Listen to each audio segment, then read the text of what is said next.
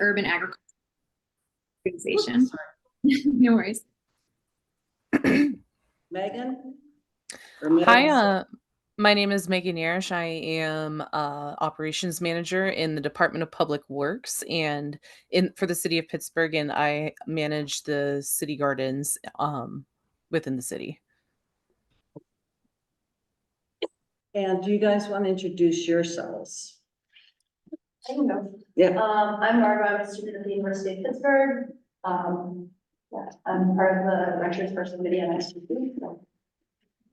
Okay. Hi, I'm Ani. I'm the president of Play. It's the Pitt student run community garden. And I'm Annie. I am the events chair at Play. Mark? I'm South Oakland resident, have a bed in Pearshire Farms and, I'll take care of the South Oakland community retreat. Okay. I'm Mohammed. I'm also with the Renters Committee. I'm also just a concerned citizen. So that's all I You know. like concerned citizens. Mm. Okay. Yeah.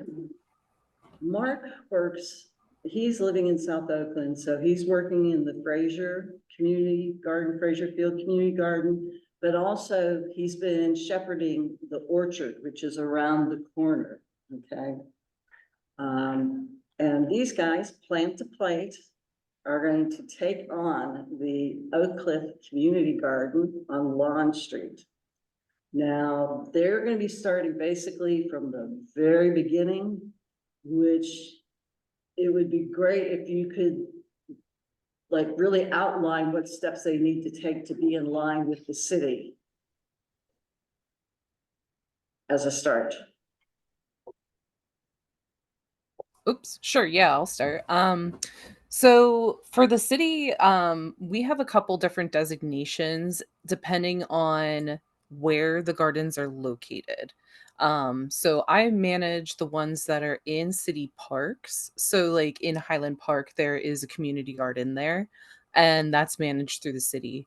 Bandy Shawm is another very popular one in the South Side Park that actually Grow Pittsburgh established and then handed off to the city, and we manage it. Um, Lawn Street, I'm not familiar. So we don't have like regulations for gardens in other ways, like on private land or on vacant lots or any of that kind of a thing.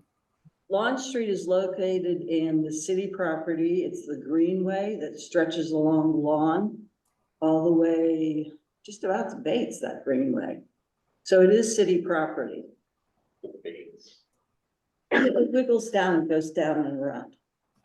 Those are okay, so those are probably adopt a lot or vacant lot or right of way. None of those are city parks. So it would have to be a park designation in order for it to be managed by us. We call those rogue gardens and we don't touch those. You can kind of do whatever you would like. They're community grassroots driven gardens on community land or vacant lots. It may have been established long ago in the Adopt a Lot program or It some was other listed- vacant. Up until, I would say, a couple of years ago, it was listed as a community garden on the city's website. I've been the manager for 9 years, so it hasn't been since I've been there. I'm not sure if you have any information on that. I could imagine it's a part of the Adopt a Lot program, which, as you said, Right. don't really manage that. I think that would be a really good first place to start to see kind of what you can uncover with the garden's origins. If it's Adopt a Lot, there's, an organization affiliation, whether that's with the University of Pittsburgh or some other, community-based organization. But it's important, obviously, to kind of know the space that you're growing on and make sure that you're allowed to be there, to put it bluntly. There are kind of guerrilla gardens that people set up that aren't affiliated with the Adopt a Lot or go through the city parks or anything. And that's great. It's great to kind of beautify vacant lots in some of these spaces, but you do put yourself at risk for, you know, the property owner or the public entity coming and asking you to remove kind of any growing. So that would be kind of my advice. And I can certainly, within Grow Pittsburgh, find out likely that information either through the city or just to see collectively if within our organization we have any, if we've worked with that in, you know, our previous history. Yeah. So just to amend my introduction, so I've actually, am interested, have been sort of helping and trying to step into this space for the Oak Cliff Community Garden as well. My understanding of the history of it, it was an official garden, like with the city somehow, there, you know, there was official permission to do that, but the only thing that my understanding was that they, I guess prior to having regulations on testing, that at some point there, the allowance for food growing was kind of rescinded or not provided because they hadn't tested the soil yet. Nobody did bother to get around to it, but it was still a community garden through that.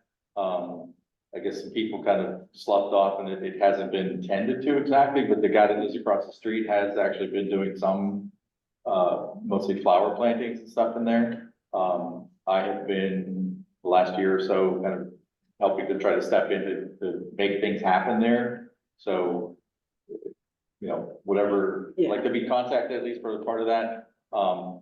And also, you know, not officially confirmed exactly yet, but my understanding was that lot, because it's like right on what is it, Elsinore Place, from Elsinore Place all the way down to Ophelia, that is the promenade or whatever they're calling it now, or they're gonna call That it. part would be That second. lot was gonna be part of that. So, and the Oak Cliff Community Organization was gonna be somehow steward of that space, that would be encumbered, encompassed in that along with it. So even though it's technically a separate lot, that whole strip was considered one that. Yeah, I think some things have changed. You've been speaking with Oak Cliff, correct?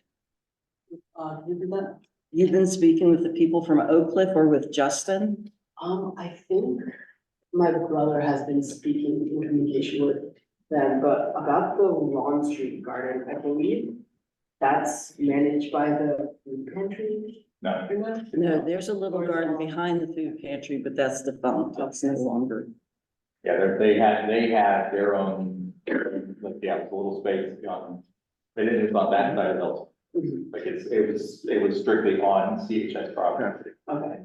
What is CHS? Community and Human Services. They were the food pantry, they have, a residential, I forget exactly what They have a food mental health, pantry mental there at retardation. this point. There are Okay. program people living there and they have a food pantry. Okay, what has your brother told you about? Any kind of communication with the Lawn Street people or with Oak Cliff or? So I'm not as familiar with Oak Cliff, but with Lawn Street, I know there's some Pitt students who have kind of been coordinating like Pitt student volunteers. I think they have like a student club on campus that makes up like the Pitt students who like work for Lawn Street Garden, but I think that, I have to follow up with them, but I believe they are like planning to kind of be absorbed into Plant Play, but I think they would then still maintain like some degree of autonomy, and keep going about like their usual like business, but just like kind of under Plant to Play just for the sake of like convenience and funding from that kind of thing.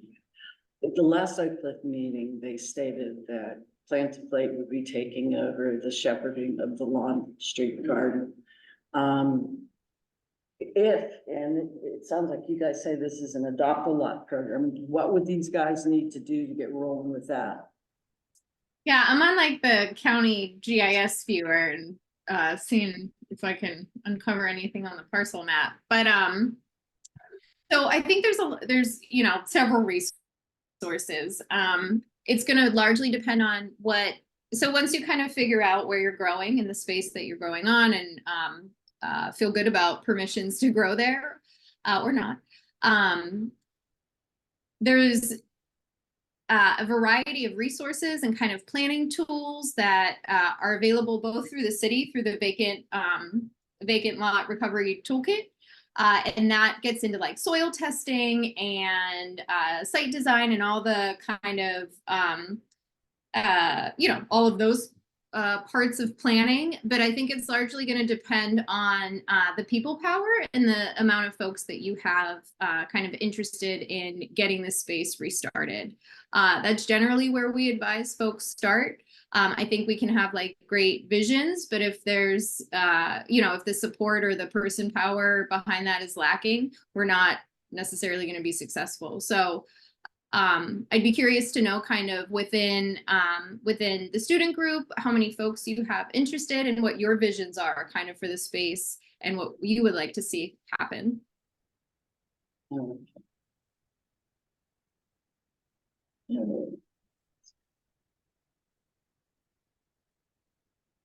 Jules? Okay, did you get in there? Yeah. Justin, who have you been speaking with regard to the Lawn Street Garden?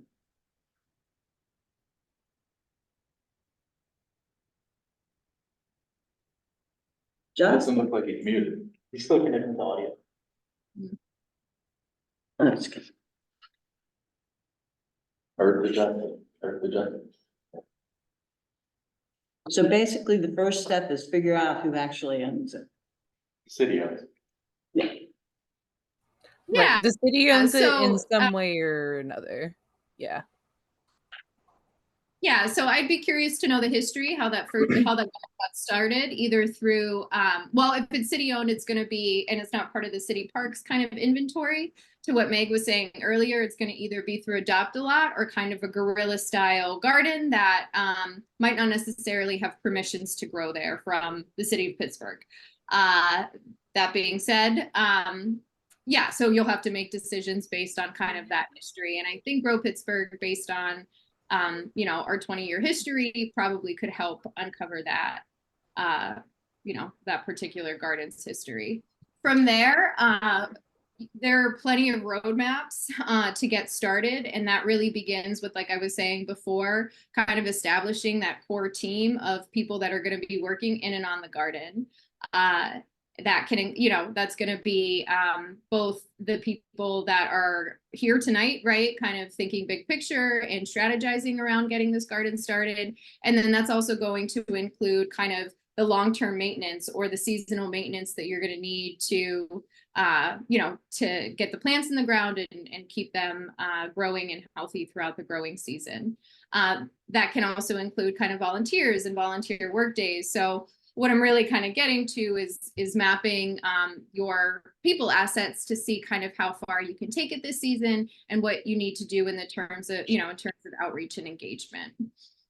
That tends to be, if I'm being very honest, the harder part of getting a community garden started is it, outreach and engagement and ensuring, like I keep saying, you have the right amount of people to be successful.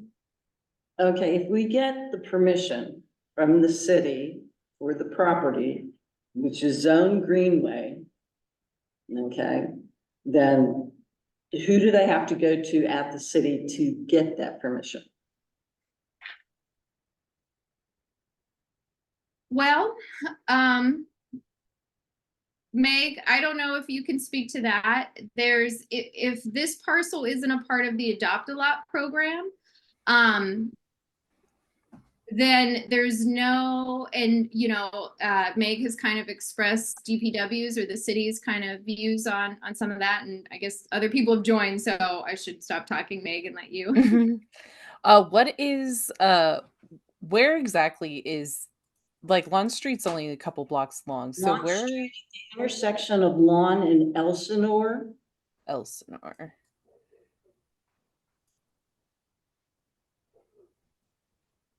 Okay, I see. Okay. And I want to say it's two, I think the whole thing comprises 2 lots, if I remember correctly. Okay. And is this, I heard somebody say about the promenade construction will be impacting the garden or the site at some point? I'm not sure if the construction will, but again, it's kind It of might. sometimes second and third hand information that it was gonna be considered part of it. I'm not sure if the construction or, like the sidewalk, just about the whole sidewalk on Lawn Street needs to be replaced anyway, so I'm not sure exactly how that's gonna work. Yeah, it looks like they're doing the whole lawn street. So Eventually, they're doing the whole Lawn Street. In the next 12 months, the plan is to actually replace the sidewalk from Lawn and Ophelia to Lawn and Hamlet. Okay. And I think that's the first step of many to come. okay, so if it is designated greenway, I actually worked on the Greenway Refresh 2.0 project. So greenways are meant to be conservation. There's a lot of encroachment on to greenways. People use them as driveways, side yards, community gardens, trails, paths. There's a lot of different uses, both active and passive in greenways, some of which are permissible and some of which are not. But I don't see an issue for gardening in greenways because DPW's stance is Public Works doesn't maintain greenways. They're supposed to be natural areas. So we have no right to the work within a greenway, if you will. So communities do a lot of work within greenways. And I'm looking at the site on Google Street View. Um, and I know goats would love to eat all of those weeds on the hillside there. I also manage the goat herds that go throughout Pittsburgh and eat a lot of the weeds and stuff throughout the garden. So, Deer um, fond of it too. right, and that's another consideration too. Once the garden is established, you're going to have deer, groundhogs, rodents, things like that, and building a fence within a greenway on a greenway established area, it might be worth it to go to planning regardless of if it's an adopt a lot or not with the lot and block designation to see if you could have it as a part of an adopt a lot because there is no contiguous greenway that it's connected to. It's kind of like isolated. It's only a part of a greenway because it's such a steep hillside. And they're probably going to be disrupting it for the construction regardless. So, Well, I'm looking at the city of Pittsburgh's Greenway map and it does not show as part of the Greenway. right. Yep. Because, yeah, when we did the Greenway study, there's a lot of parcels that are marked as Greenway because there was a planner that would scoop up all of these like parcels that are not suitable for building. They're not suitable for development. They're not suitable for anything but just staying as is. And that's how they did it in the 70s and tried to conserve those lots from being sold and from being developed. Um, so with the Greenway Refresh program, we're trying to put more active uses and trails and stuff like that into greenways, and they're focused on the contiguous greenways. That's why it would definitely be worth it to go to city planning regardless, because they run the Greenways 2.0 program. I was only part of that committee.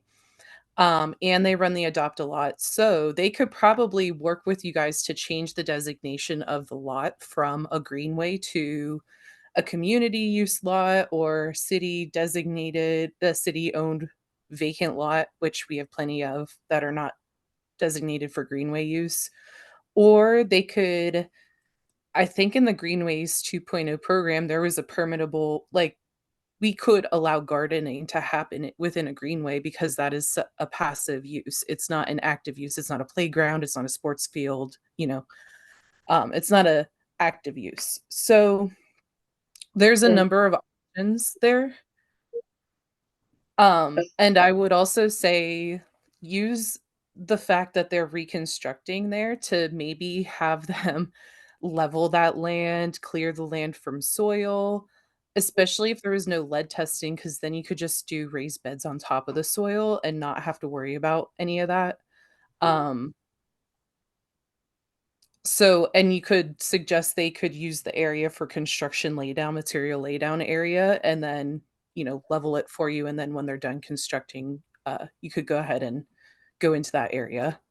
Yeah, the trick with this is it drops. It's a very, Oh, yes. Yep, it is. if you're looking at the garden from lawn, here's a square garden in front of you. At the edge of the garden, well, kind of close to the edge of the garden, there is a drop. It's almost like it's carved out, and then the greenway winds out again. Past that, it used to be an orchard area where there are trees. And it's just like gone completely. So. But I guess it's still zone disagreement. But, Right.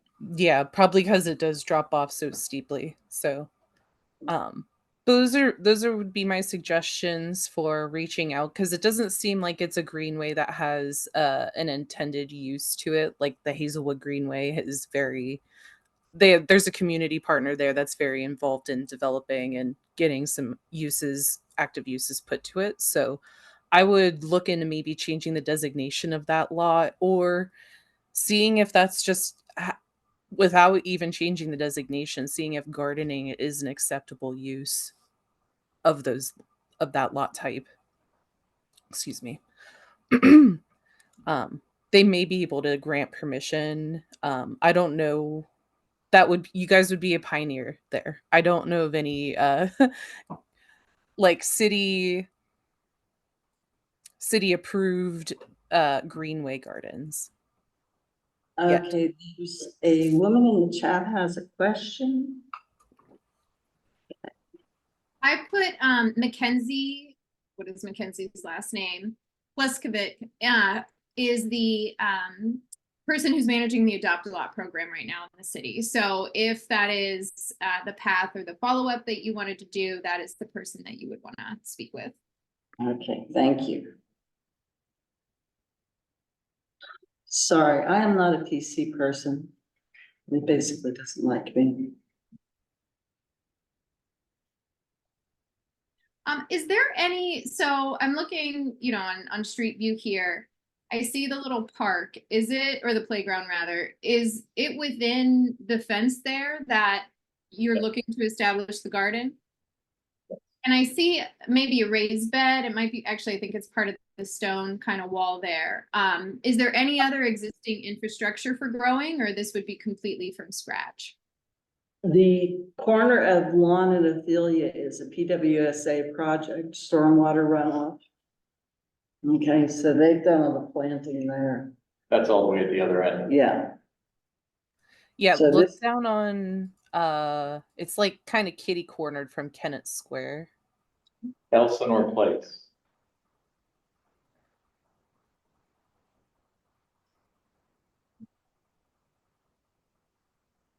It looks like there's a vacated paper street there. Yes. Well, yeah. Well, yeah, like Part of it's actually existing, which is another. right. Yeah, it's another joy of Pittsburgh.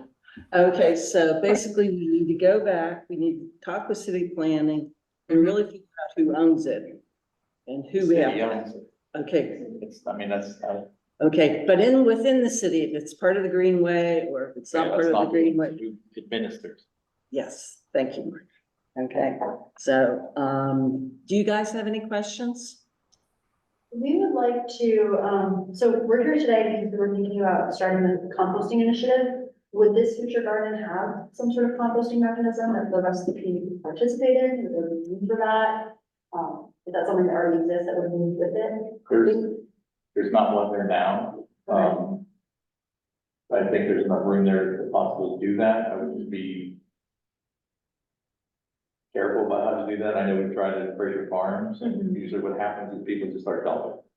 Yeah. Like it almost needs to be a secret composting pile. It's like literally only a handful of people know about to do that. I mean, because I actually did it even with my bed in Fraser Farms.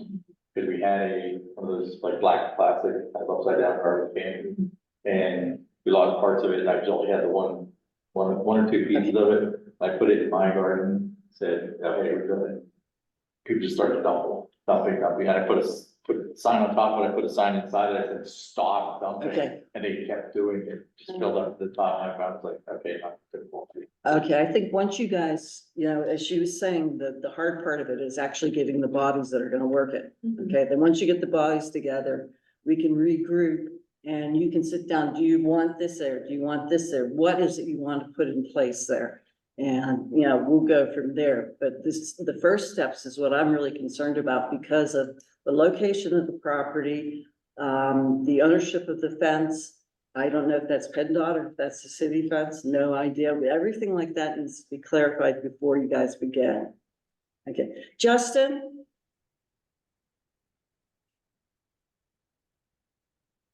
Justin? Where you go?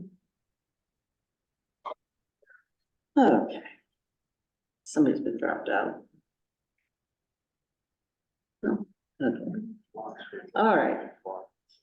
So if you guys want to meet, or, Justin is supposed to be, my understanding, he is working with the Plant to Plate people. This is where I'm getting a little confused. And that they were gonna meet down there on Friday. Okay, so I'll find out from Justin who's gonna meet where and when, okay? In the meantime, I'll get a hold of city planning and ask them to specifically detail what the property is. Now, Mark, you're interested in Fraser Field. I'm interested in all Okay, well, let's say you represent Fraser Field at this point in time. Okay, of them. I'm the only one here with that designation. yeah. What kind of issues are you looking at over there? I mean, I can remember those beds were originally built, how long ago? Before me, which is about 10 years, so I think it's like 12, 13, 14. But at this point, I think most, if not all of them, have had, the wood replaced. We even actually had a second wave. It was like 7 or 8 years ago where, one of the Brown fellows, somehow, there's stipend grant money, actually bought us some more, and even those have been replaced. Right now, honestly, deer is the biggie. This is the last, in fall, I got some, critter fence, but I haven't installed it yet, but it's only like for 2 beds, so at least one thing that I was planning on, trying to get from Grow Pittsburgh was more of that to put in the other beds. Dory, is that something you can help them with? Yeah, we can certainly, so we have a couple avenues. I actually have a line on 13 yards of compost that someone's looking to unload for free.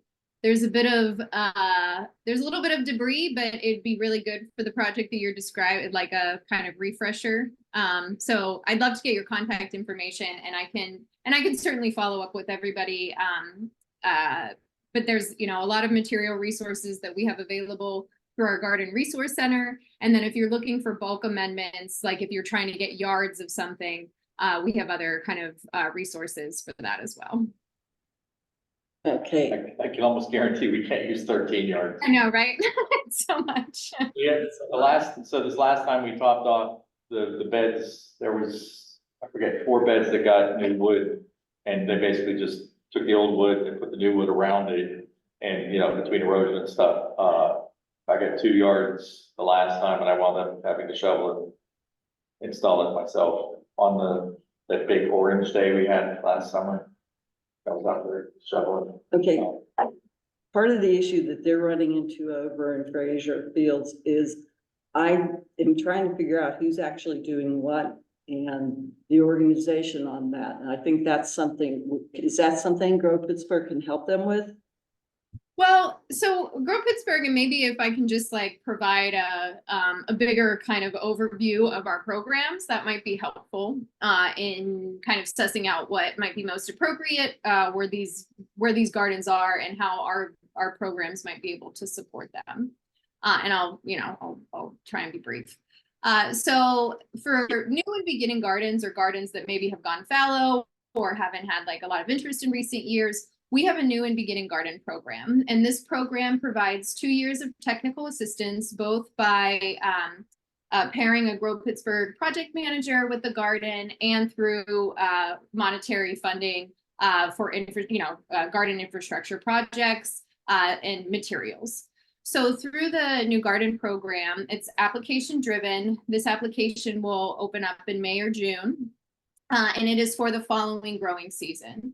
So say after the Lawn Street Garden has, feels good about growing on that space, and now you're starting to build out your team and need to start lining up funding sources. The new garden program would be a really good source for that because it's exactly what it is, a beginning garden with kind of, nascent growers. We can provide that technical assistance. We can help you establish, that kind of long-term maintenance and, help identify people that are going to work through during the summer, kind of all those parts and pieces that go along with establishing a community garden to be successful in the long term.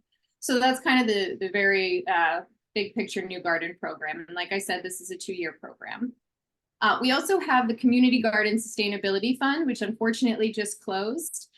This fund exists to provide small mini grants to gardens that need bulk amendments at the beginning of the season, maybe wood for, some bed repair or other improvements or upgrades to the space. So through that mini grant program, we kind of provide that funding. There will be a second round that will open up in the fall. So that's just something to, to maybe put in your calendar for Fraser Farms or even the Orchard. Now we do have a garden resource center, which is a tool lending library and material or kind of material depot. So this is, Mark, are you familiar with the GRC? Have you? I haven't been there yet, but we, as part of the fall thing, I guess we have a membership now, so yeah.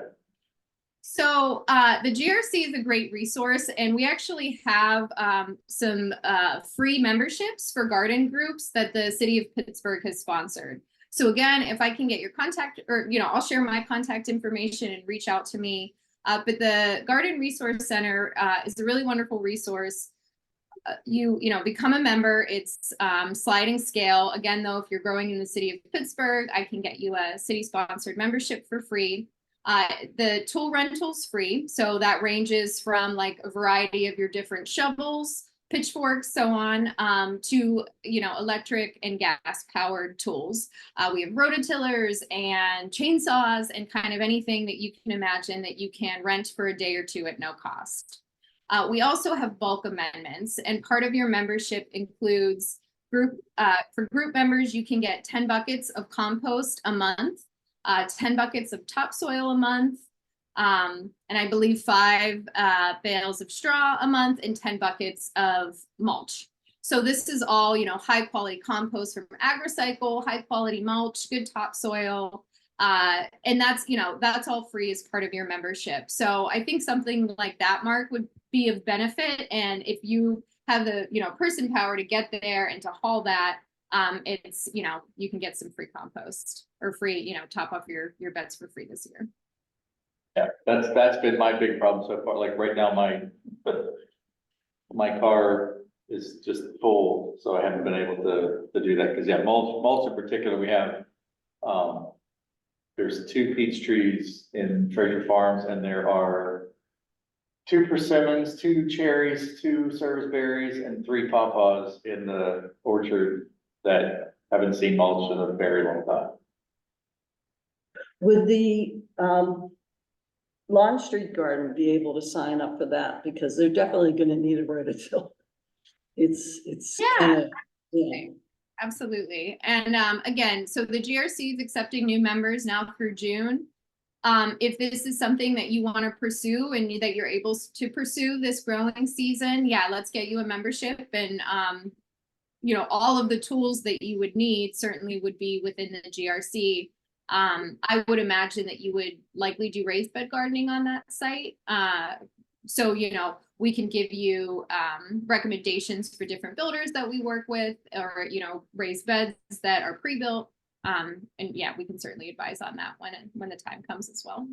And when you say raised beds, are you talking about like actually up on like leg stilts or like on like wood on the ground, like lined underneath? The latter, yeah, so just like the, whatever, 2 by Yeah. 8 So my rectangle understanding- on top. so my understanding of that too, there was some and then those kind of fell into disrepair. Um, some minimal, like I said, more just flower planting lately, because they said the city more or less said like, well, until you test it, we can't grow a garden, food garden. Now, the garden he's talking about is actually property of Oakland Planning and Development Corporation, and the orchard is also OPDC property. Do they need to be part of this process for them to do the applications? No. Well, are you asking me or are you asking? Yeah. Yes, So there, like, we don't require anything, right? So like we have programs available that if, for example, the garden that's getting started, the new garden program exists to help gardens establish themselves. So if that's the path they wanted to take, that would be a good appropriate program for them. The Community Garden Sustainability Fund during the October round, I would imagine if you wanted to replace some new beds, that would be a really good opportunity for you to put in an application to cover the cost of materials in the build for new beds. The Garden Resource Center is just like a member-based library like any others. So you don't have to be a part of any of our other programs to go to the GRC and get a membership. For the sponsored, the free sponsored kind of memberships that I have, you do have to be growing in the city of Pittsburgh, but that's the only criteria.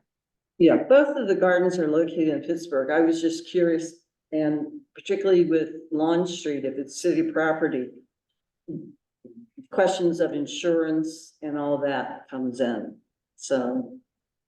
For the new garden program, if the group was accepted into it, you do have to demonstrate a certain amount of liability coverage that's usually linked to, the nonprofit organization or church or whoever that may be. You also, to be accepted into that program, do need permission from the landowner to grow on that site.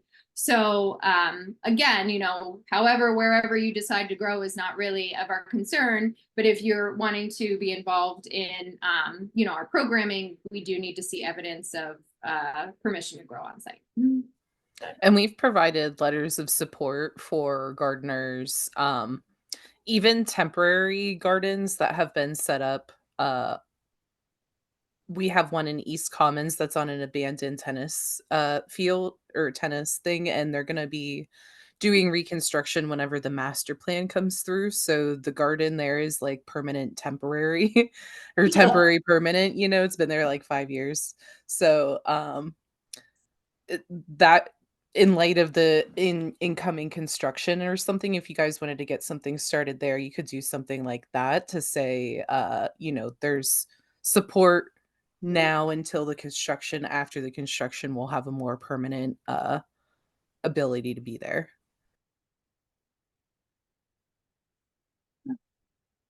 Well, I can verify the property stuff tomorrow with city planning. Does anybody else have any other questions? Yep, Mark? No, I think, starting with the city planning and see what they need for and the Fraser Farms and the orchard will provide.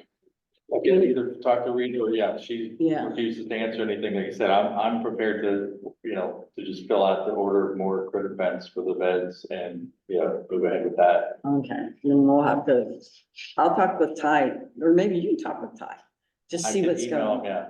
Well, and actually, I was gonna say, the other, not exactly flying the ointment, there's a Eagle Scout that has proposed to at least help do some renovations on Fraser Farms on the orchard. It's not, that wouldn't preclude doing anything else, but, so we may have like a little bit more help. I don't know. We'll see how that, he has not gotten official approval from the scouts yet for that to happen. But it's mostly just like refreshing the flower beds in front and, I forget a few other things. Okay. Well, you guys, I mean, nobody has any questions? I'm gonna say, okay, go ahead. Yeah, no, I just wanted to share something really quick. I've been like trying to find the link over here so I could share it in the chat. I think someone mentioned something about compost and certainly, you know, something that any new garden build that Grow Pittsburgh is going to do, that's going to be an element of that. And we have various resources within our website if, you know, people would like to look into that further. That being said, though, we have a community composter school that will start in April.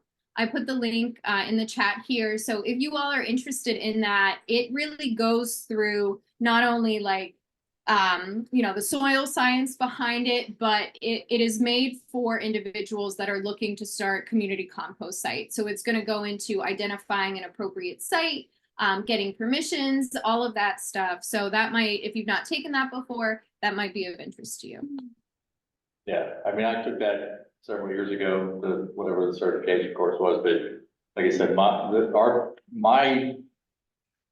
my experience, and I know I talked to Janet, who's passed away, but I remember talking with her, they tried it years ago, same thing, and basically it just became a garbage dump. So not to rule it out of doing it, but it wouldn't exactly be, you know, hey, community, come use our compost. We have too many people that don't know what they're doing or don't care. It's just gonna ruin it. It's not gonna. Yeah, I think it's a common, certainly a common problem and one that's definitely, yeah, real and challenging. I know the South Side Slopes Garden, which I was a member of, they actually, because their area is fenced in and you have to have the pass for the gate. It's a key code, and they had a great composting system set up. Yep, that's how that's how we would recommend you do it as well. And then forestry can always drop off a load of wood chips too. It's not mulch, it is wood chips, they float. But they're great for composting and they're great for going like between beds and keeping weeds down. They're not great for watering your actual beds though, because they'll just float away. Okay, now, Dora, Meg, would you mind if I shared your information with all the guys here? Sure. Okay, good. And I'll be in touch once we figure out if it's city greenway or if it's city land. Okay, and get that finalized. And as I said, the other is OPDC property. So is there a memorandum of understanding with OPDC on that? Not that I'm aware of, not that I'm aware of. Maybe there should be, okay. We can work on that. All right, okay, I'm gonna call it. So everybody can go eat dinner, have a glass of wine, relax for the rest of the evening, or go online and register to vote. And just, so, left, I didn't get her name. Dora, What was that? I missed that. What was that? I couldn't see your name on the screen. Yeah, Dora. so, and we will be in touch. Thank you for stopping by this evening. There's, you know, just getting the idea where, because we got two different situations here. We have one garden that really was being shepherded by someone that passed away in the last year, and it's going through a lot of changes and it needs work done. Then we have this other situation, which is a garden that was abandoned, but we've got a new group that's coming in and they want to invest their time in it, but they're at the real beginning of the whole process. And I think it's great just knowing which way to start on either of them. So. Yeah. Again, I say thank you. Go eat dinner. Nice meeting you all. Please reach out. I hope to hear from you. Okay, you will. Night, guys. Have a nice evening. Yes.